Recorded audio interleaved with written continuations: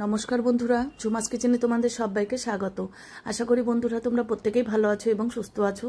আজকে আমি তোমাদের সাথে রেসিপি শেয়ার করব গণেশ পুজো স্পেশাল মোদক। এবার দেখো, মোদক করার জন্য আমার একটা পুর লাগবে, নারকেলের পুর। এবার নারকেলটাকে একটু দুধ আর চিনি দিয়ে আমি এটাকে পুর করে নেব। এবার দিলাম এলাচের গুঁড়ো। এলাচের গুঁড়ো দিলে ফ্লেভারটা দেখবে খুবই সুন্দর হয়। এবার নাড়ুর পাকের মতন করে নেব, পুরো দুধটাকে শুকিয়ে ফেলতে হবে। এবার দেখো, পুর করা হয়ে গেছে। আর এখানে হাফ বাটি আমুল দুধ আছে আর চালের গুঁড়ো আছে 1 বাটি। এবার দেখো, সবার প্রথমে আমি কড়াইয়ে জল দিলাম। এবারে ওই হাফ বাটি যে গুঁড়ো দুধ সেটা দিয়ে দিলাম। এবার দুধটা করে নেওয়ার পর চিনি দিলাম একটুখানি। তোমরা চাইলে দুধ দিয়েও করতে পারো, এটা আমুল দুধ না দিয়ে। তারপর দিলাম 1 চামচ ঘি, যাতে লেগে না যায় কড়াইয়ের সাথে। এবার দিলাম চালের গুঁড়ো দিয়ে ভালো করে মিশিয়ে এবার সেদ্ধ করে নিতে হবে।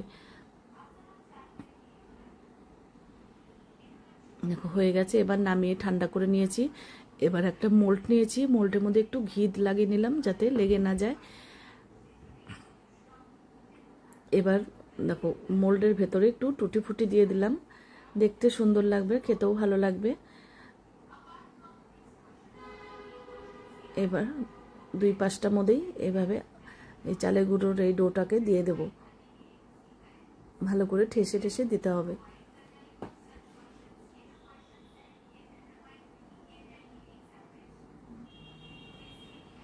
এবার দেখো, এইভাবে চাপ দিয়ে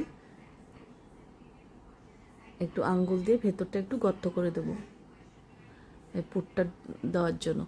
এবার দেখো, পুরটাকে একটু লম্বা করে ভেতরে একটু ঢুকিয়ে দেব। তোমাদের যদি এই মোদকের রেসিপি ভালো লাগে অবশ্যই একবার হলেও ট্রাই করো, ভীষণ সুন্দর হয় খেতে। আর তোমাদের যদি সুন্দর সুন্দর রেসিপি পেতে চাও তাহলে আমার ইউটিউব চ্যানেলটি অবশ্যই সাবস্ক্রাইব করে রেখো। আর যদি ফেসবুক থেকে দেখো, পেজটিকে ফলো করো, তাহলে আমি যখনই যা নিত্য নতুন ভিডিও আপলোড করব নোটিফিকেশন তোমাদের কাছে সঙ্গে সঙ্গেই পৌঁছে যাবে।